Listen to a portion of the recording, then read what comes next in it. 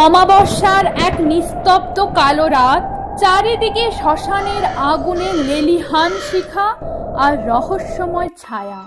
লোকবিশ্বাস অনুযায়ী কৌশিকী অমাবস্যার এই বিশেষ রাতেই নাকি জাগ্রত হয়ে ওঠেন মা তারা। বলা হয় এই তিথিতেই খুলে যায় স্বর্গ ও নরকের গোপন দুয়ার। আজ আমরা জানব তারাপীঠ মহাশ্মশানের সেই শতাব্দী প্রাচীন রহস্যের কথা। হিন্দু পুরাণ মতে অমাবস্যা মানেই শক্তির আরাধনা, কিন্তু কৌশিকী অমাবস্যা সব থেকে আলাদা। এই দিনেই দেবী মহামায়া কৌশিকী রূপ ধারণ করে অসুর বধ করেছিলেন। তন্ত্রশাস্ত্রে এই রাতকে শক্তির সর্বোচ্চ জাগরণের সময় হিসেবে মানা হয়। কথিত আছে এই রাতে মানুষ, দেবতা এবং অশরীরীর আত্মাদের এক অদ্ভুত মিলন ঘটে।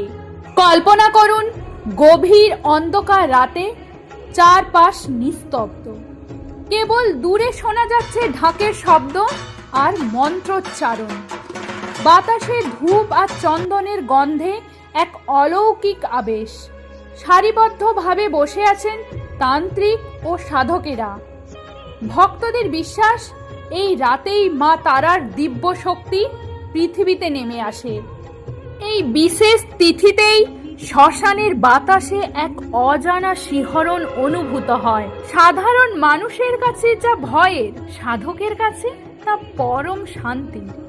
অনেকে দাবি করেন এই রাতে তারা মায়ের জ্যোতি বা কোনো অলৌকিক কণ্ঠস্বর অনুভব করেছেন।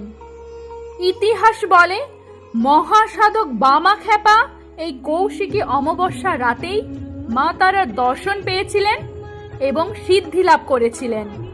কৌশিকী অমাবস্যা কেবল একটি তিথি নয়, এটি বিশ্বাস আর অলৌকিকতার এক মহাসঙ্গম।